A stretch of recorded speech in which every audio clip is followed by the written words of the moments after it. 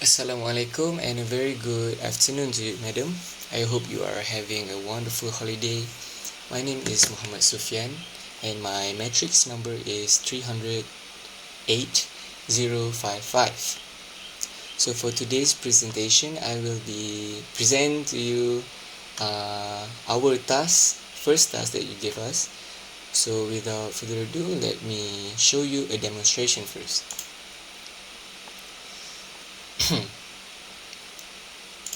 So let's enter the employee ID, the name, and then let's see, school of computing, let's just stick to full-time. So the basic salary, let's say 3,500, and my allowance like 300 ringgit. And over here, user cannot input, so let's calculate the salary. A message will pop up, employee saved successfully. Okay, let's try to display all the employees. So at the top, list of employees and all the details, and at the bottom is the number of part-time employees, full-time and available employees. So let's try to do the part-time. His name is Amir, then he is accounting. So let's say the rate per day is 90 ringgit, days of work 25. Okay, let's calculate successfully and display. So here is the new display. If you notice, after I display, all the text field will be back to null. Okay, let's show event handling.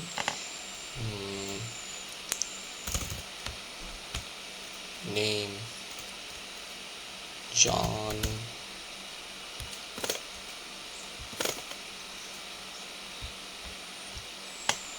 then the error message will pop up, enter valid numbers, and lastly the button reset will remove everything from this window. So now I will explain to you how I manage the data. Over here we have the abstract class employee. This is like the base class for everything. This is a declaration for the ID, name, category, department, grocery. And over here we have the constructor. This is the get method to return the gross salary value, net salary, and the EPF. And then the calculate EPF contribution method is to calculate the EPF, and I'm using math class for this calculation. After that, this is to calculate the net salary,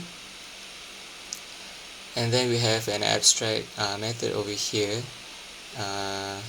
This is to display the ID, name, category, department into the GUI. So next is the full-time employee class that extends the employee.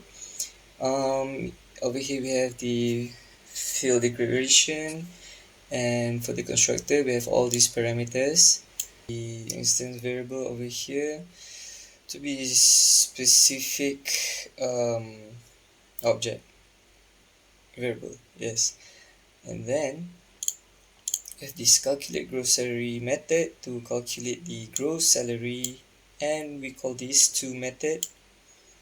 After that, the toString method is to return the value of string to the GUI system. After that, we have the part-time employee class, same as full-time employee class, but the only difference is the work days, period per day, and this logic. This one is multiply, and for full time it is plus plus.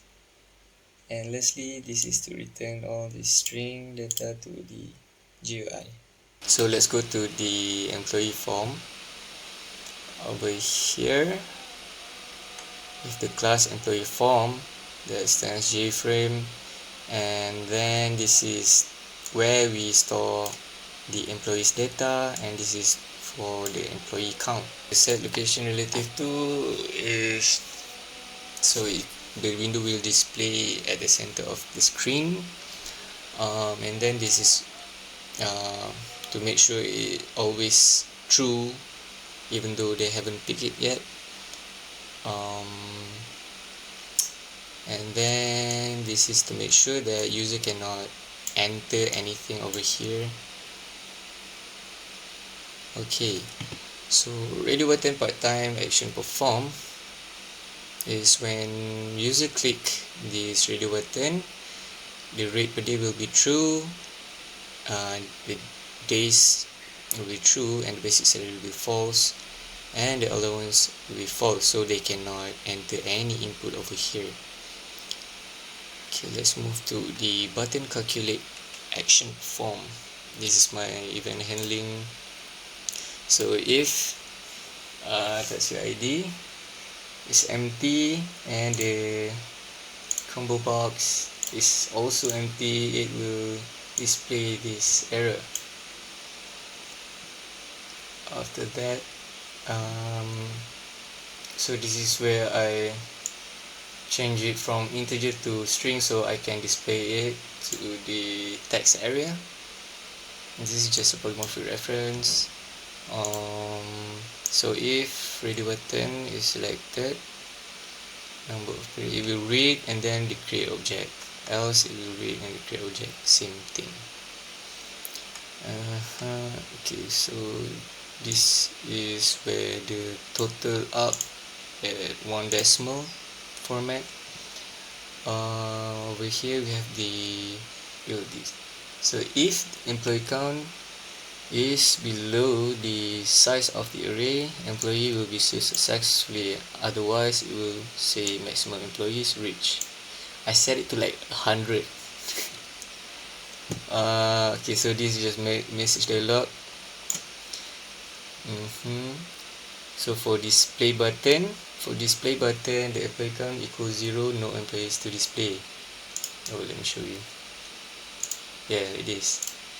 I use string builder to put a string at the top of the text area and initialize the part-time count and full-time to 0, and this is the looping system for how many employees are there. And then after the user click, yeah, it will back to null. Over here is the display for the how many part-time employees, full-time, and the available employees. Let's move to the button reset. Basically we just make everything null.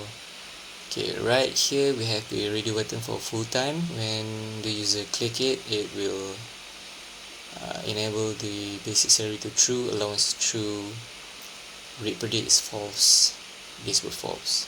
And the last one is the main class to run this whole project. Honestly, I don't know what this is. When I designed it, it just appeared it automatically. Usually I just write this statement and dot exit on close or something like that. Yeah. So yeah, that's basically it. Thank you very much for listening to my presentation, madam. If you have any remarks about this presentation, I will gladly accept any of your comment. So yeah, bye.